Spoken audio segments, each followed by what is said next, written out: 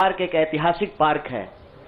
वो हिस्सा है फिरोज शाह कोटला फोर्ट का, जहां पर चंद्रशेखर आजाद जी की अध्यक्षता में हिंदुस्तान रिपब्लिकन आर्मी की गुप्त मीटिंग हो रही थी। अंग्रेजों के जमाने में क्रांतिकारी छुपकर मीटिंग किया करते थे। नौजवान तरुण भगत सिंह एक प्रपोजल लेकर के आए कि हिंदुस्तान रिपब्लिकन आर्मी का नाम अब हिंदुस्तान सोशलिस्ट रिपब्लिकन आर्मी होना चाहिए। यह ऐतिहासिक क्षण, वो ऐतिहासिक भूमि और हमारे युवाओं के आइकन शहीद आजम भगत सिंह को हम अपना नमन प्रस्तुत करते हैं। आज एक दुखद घटना भी हमारे जिले में हुई है। वज्रपात के चलते 2 बच्चियों का निधन हो गया है। मैं इस मंच से उनके प्रति शोक व्यक्त करता हूं और उनके परिवार के प्रति अपनी संवेदना व्यक्त करता हूं। दोस्तों, मुझे लगता है कि बहुत कुछ कहने की जरूरत नहीं है। आजकल सूचना क्रांति के इस दौर में हमसे ज्यादा मालूम हमारे पत्रकार साथियों को होता है। तो बेहतर ये होगा कि आप सवाल पूछें, मैं आपका जवाब दूं। लेकिन आप सवाल कहां से पूछेंगे और आपके मन में कौन से सवाल चल रहे हैं, इसका थोड़ा सा अंदेशा है, मुझे थोड़ा अंदाजा भी है। सबसे पहले मैं आपको बधाई देना चाहता हूं कि आपने पत्रकारिता की उस मिसाल को जिंदा रखा है कि कम से कम विपक्ष से तो सवाल करते हैं ना, ताकि इस देश को याद रहे कि पत्रकारों का काम है सवाल पूछना। तो मैं आपके हर सवाल का जवाब दूंगा। जितना सवाल आप पूछना चाहते हैं पूछिएगा, बारी बारी से पूछिएगा, सारे सवालों का जवाब दूंगा। बस एक सवाल का जवाब जो मुझे लगता है कि आप सबके मन में होगा कि आप कांग्रेस पार्टी क्यों ज्वाइन किए हैं, उस सवाल का जवाब दे करके मैं हमारे जो अध्यक्ष हैं उनकी तरफ मुखातिब होऊंगा, माइक उनको समर्पित करूंगा। मैं कांग्रेस पार्टी इसलिए ज्वाइन कर रहा हूं कि मुझे यह महसूस होता है कि इस देश में कुछ लोग, वो सिर्फ लोग नहीं हैं, वो एक सोच है। वो इस देश की सत्ता पे न सिर्फ काबिज हुए हैं, इस देश की चिंतन परंपरा, संस्कृति, इसका मूल्य, इसका इतिहास, इसका वर्तमान और इसका भविष्य खराब करने की कोशिश कर रहे हैं। वो जो सोच है, उस सोच के बारे में आप अपने आप समझ जाएंगे, क्योंकि कहीं मैंने पढ़ा था कि आप अपने दुश्मन का चुनाव कीजिए, अपने विपक्ष का चुनाव कीजिए, दोस्त अपने आप बन जाएंगे।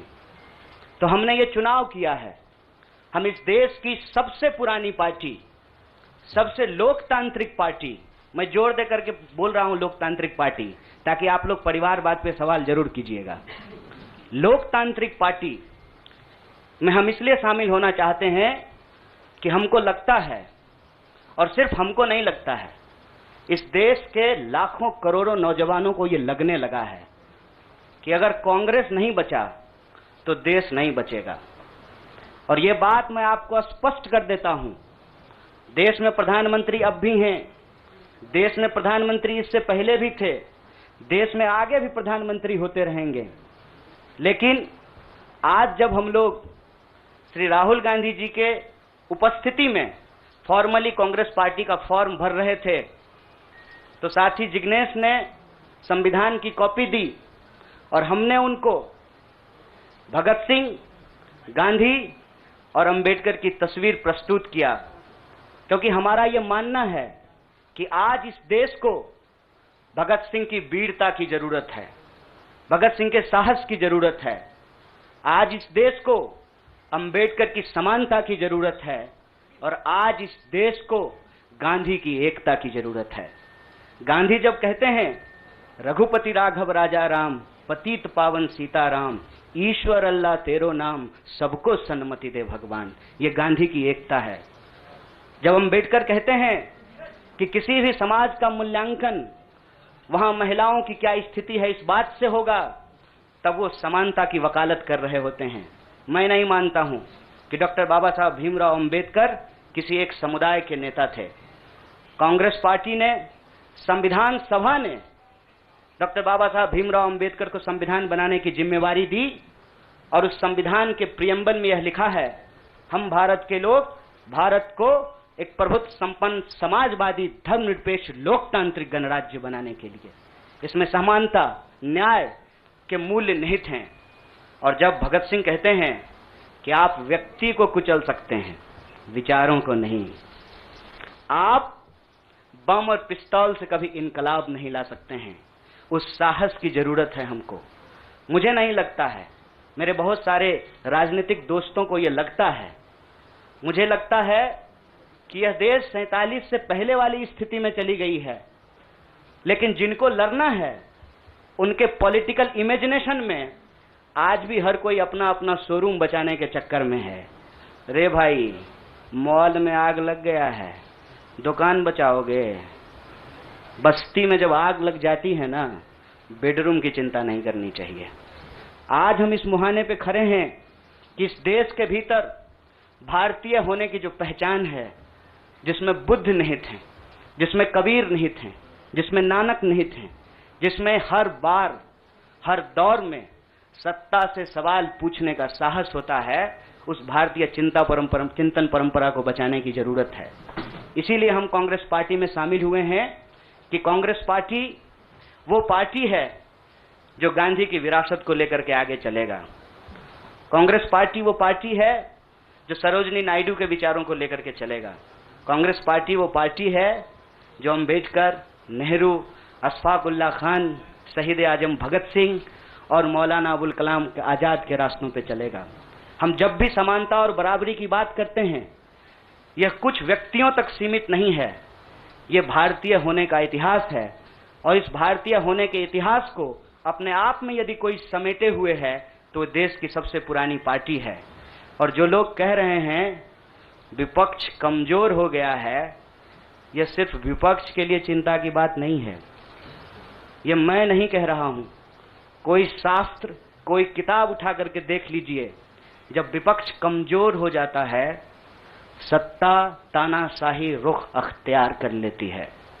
इसीलिए देश की सबसे बड़ी विपक्षी पार्टी, मैं कोई गुनागणित नहीं कर रहा हूं, लेकिन मुझे यह बात सीधे तौर पे समझ में आ रही है कि देश के लोकसभा में 545 सीट हैं, 200 लगभग सीट ऐसे हैं जहां भाजपा के सामने कांग्रेस के अलावे कोई विकल्प नहीं है। मैं ये नहीं कह रहा हूं कि मेरी जिम्मेवारी सिर्फ एक पार्टी के लिए है, लेकिन जो पार्टी सबसे बड़ी पार्टी है, सबसे बड़ी विपक्षी पार्टी है, उस पार्टी को अगर नहीं बचाया गया, अगर बड़े जहाज को नहीं बचाया गया, छोटी छोटी कश्तियां भी नहीं बचेगी। इसीलिए, और मैं जब यहां बैठा हुआ हूं, मेरे इतिहास को, मेरे वर्तमान को लोग देख रहे हैं। बहुत सारे सवाल हैं, वो आएंगे, उनका जवाब मैं दूंगा। लेकिन यह जो ऐतिहासिक जिम्मेवारी है, उस जिम्मेवारी से मैं अपना मुंह नहीं मोड़ सकता हूं। मैं जहां पैदा हुआ, जिस पार्टी में पला बढ़ा, उसके प्रति मैं आभार व्यक्त करता हूं। उसने मुझे सिखाया, पढ़ाया, लड़ने का जज्बा दिया है। लेकिन उस पार्टी के साथ साथ मैं उन लाखों करोड़ों लोगों को भी धन्यवाद देना चाहता हूं जो किसी पार्टी से जुड़े हुए नहीं थे। अपने स्कूल के व्हाट्सएप ग्रुप में जब हम लोगों के ऊपर अनावश्यक आरोप मढ़े जाते हैं तो अपने दोस्तों से लड़ रहे थे, अपने घरों में डिनर टेबल पर लड़ रहे थे। लोगों की दोस्तियां टूट गई हम लोगों के आंदोलन के समर्थन में, और मैं मजाक नहीं कर रहा हूं, लोगों के डिवोर्स तक हो गए। ये जो देश में एक वैचारिक संघर्ष छिड़ा है, उस वैचारिक संघर्ष को कांग्रेस पार्टी ही नेतृत्व दे सकती है, यह हमारा भरोसा है। और मैं ये उम्मीद करता हूं कि हमारे देश के जो लाखों करोड़ों नौजवान आपके माध्यम से सुन रहे हैं, उनसे भी मैं आग्रह कहता हूं, दीवार पर बैठकर टुकुर टुकुर मुंह ताकने का वक्त नहीं है। ये अर्जेंसी का टाइम है, और इस अर्जेंसी के टाइम पे दीवार पे बैठ करके दायां जाएं कि बायां जाएं, ये मत सोचिए। जब आप जंग में होते हैं तो आपके पास जो अवेलेबल चीजें होती हैं आप उससे मुकाबला करने की कोशिश करते हैं। कांग्रेस पार्टी एक बड़ी जहाज है, अगर कांग्रेस पार्टी बचेगी तो हमारा मानना है इस देश के लाखों करोड़ों नौजवानों की आकांक्षाएं बचेंगी, गांधी की मीमांसा बचेगी, भगत सिंह के सपनों का भारत बचेगा और डॉक्टर बाबा साहब भीमराव अंबेडकर की समानता का भारत का निर्माण संभव हो पाएगा। इसी आशा और उम्मीद के साथ मैं इस पार्टी से जुड़ा हूं और मुझे पूरा भरोसा है कि कांग्रेस पार्टी जो अपने आप को एक लोकतांत्रिक पार्टी कहती है, आजादी के साथ, अपनी पूरी मुखरता के साथ सत्ता से सवाल पूछना और लोगों के हक के लिए लड़ना भिड़ना संघर्ष करने में हमारे साथी रहेंगे, हमारे सहयोगी रहेंगे। और ये परिवार संघ परिवार नहीं, वो क्या परिवार जो परिवार छोड़कर परिवार बनाना पड़े, वो परिवार जो आपको परिवार छोड़ने के लिए नहीं कहता है, कहता है कि अपने परिवार में रहिए। अरे महात्मा गांधी कस्तूरबा गांधी को लेकर के अंग्रेजों से लड़ गए, बताइए इनको अपना घर छोड़ना पड़ा, कोई जरूरी है क्या? घर परिवार के साथ रहना है। डॉक्टर बाबा साहब भीमराव अंबेडकर भी अपने परिवार के साथ रहते थे। आप जितने बड़े लोग हैं उनका इतिहास उठा करके देख लीजिए, सब लोग अपने परिवार के साथ रहते थे। वो परिवार छोड़ करके बनने वाला परिवार नहीं। न्याय, बराबरी और संघर्ष के लिए इस परिवार में मैं शामिल हुआ हूं। सभी सदस्यों के प्रति देश के अंदर फैले हुए लाखों करोड़ों कार्यकर्ताओं को अपना आभार व्यक्त करता हूं। बहुत बहुत शुक्रिया, बहुत बहुत धन्यवाद।